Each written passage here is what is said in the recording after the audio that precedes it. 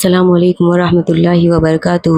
الحمدللہ رب العالمین والصلاة والسلام علی رسولہ الکریم وعلی آلہ وصحبہ اجمعین، اما بعد، اعوذ باللہ من الشیطان الرجیم، بسم اللہ الرحمن الرحیم۔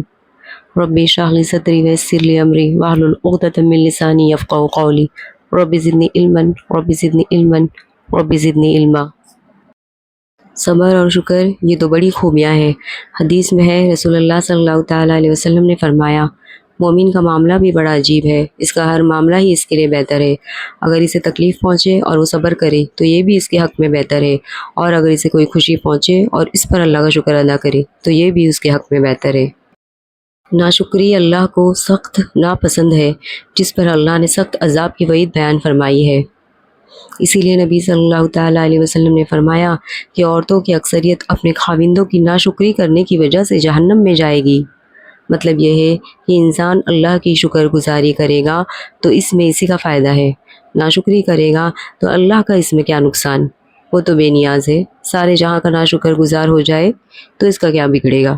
جس طرح حدیث قدسی میں آتا ہے، اللہ تعالیٰ فرماتا ہے، یا عبادی لو ان اولکم وآخرکم وانسکم وجنکم کانوا علی اتقى قلب رجل واحد منکم ما زاد ذلک فی ملکی شیئا۔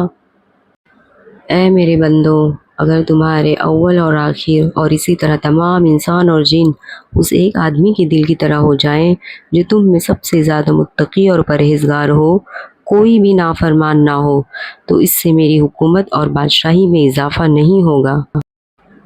یا عبادی لو ان اولکم وآخرکم وانسکم وجنکم کانوا علی افجر قلب رجل واحد منکم ما نقص ذلک فی ملکی شیئا۔ اے میرے بندو، اگر تمہارے اول و آخر اور تمام انسان اور جن اس ایک آدمی کے دل کی طرح ہو جائیں جو تم میں سب سے بڑا نافرمان اور فاجر ہو، تو اس سے میری حکومت اور بادشاہی میں کوئی کمی واقع نہیں ہوگی۔ یا عبادی لو ان اولکم وآخرکم وانسکم وجنکم قاموا بصعید واحد فاسألونی فأعطیت کل انسان ما سألتہ ما نقص ذلک مما عندی الا کما ینقص المخیط اذا ادخل البحر۔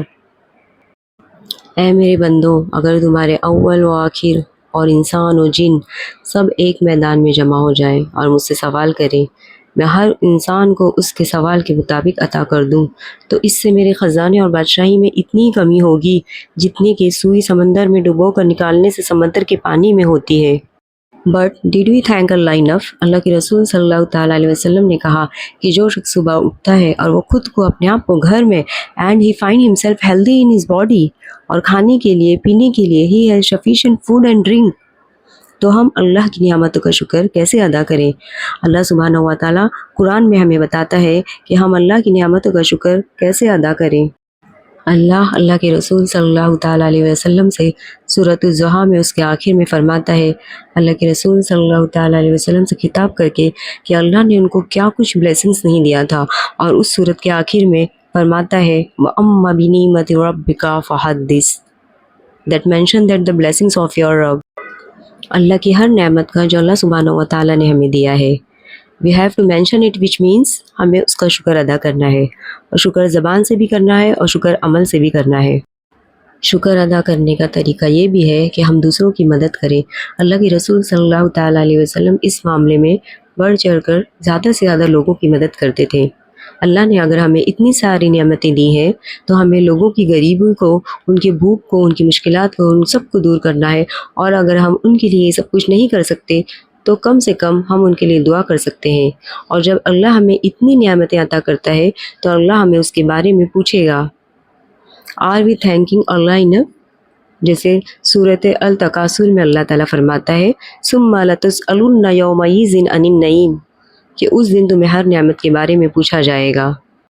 حضرت ابو ہریرہ رضی اللہ تعالیٰ عنہ روایت کرتے ہیں، ترمذی کی حدیث ہے کہ آپ صلی اللہ تعالیٰ علیہ وسلم نے کہا کہ جو میری امت کے غریب ہیں وہ جنت میں امیروں سے 500 سال پہلے جائیں گے۔ اس کا مطلب یہ نہیں ہے کہ اللہ امیروں کو، مالداروں کو پسند نہیں کرتا۔ اللہ نے جس کو زیادہ نعمت دی ہے اس کو اس کا حساب دینا ہوگا۔ اگر شکر ایمان کا ایک حصہ ہے تو صبر ایمان کا دوسرا حصہ ہے۔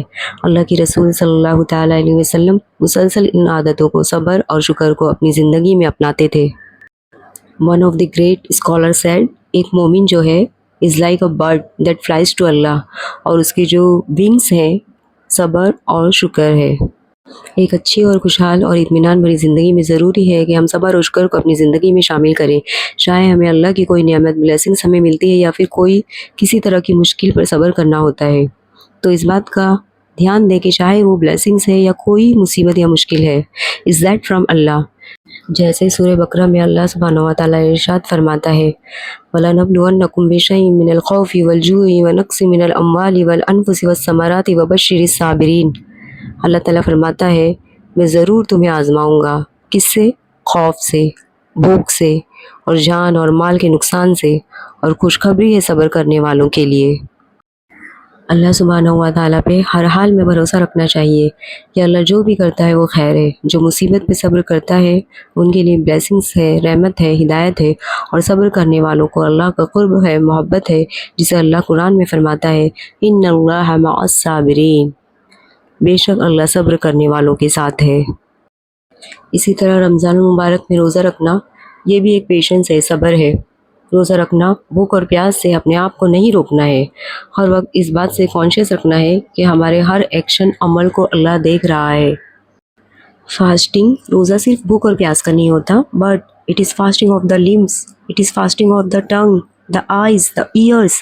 روزہ زبان کا بھی ہوتا ہے، ہمیں غیبت سے، بدگمان سے، جھوٹ سے، گالی گلوچ سے، ہر قسم کی زبان کی برائی سے ہمیں اپنے آپ کو روکنا ہے، کسی کو تکلیف دینے والی، اذیت دینے والی باتوں سے روکنا ہے۔ اللہ کے رسول صلی اللہ تعالیٰ علیہ وسلم نے فرمایا جو روزہ رکھ کے جھوٹ کو نہیں چھوڑتا تو اس کے لیے ضروری نہیں کہ وہ میرے لیے بھوک اور پیاس کو چھوڑ دے۔ یہ بخاری کی حدیث ہے۔ رمضان وہ مہینہ ہے، وہ وقت ہے کہ جب ہم اپنے اندر اچھے اخلاق کو پیدا کریں اور برائیوں سے بچیں۔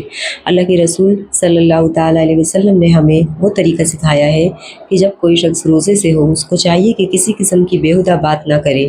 اگر کوئی اس کے ساتھ برا رویہ کرتا ہے تو اس سے الجھنا نہیں چاہیے، اس سے کہے کہ میں روزے سے ہوں۔ یہ صحیح مسلم کی حدیث ہے۔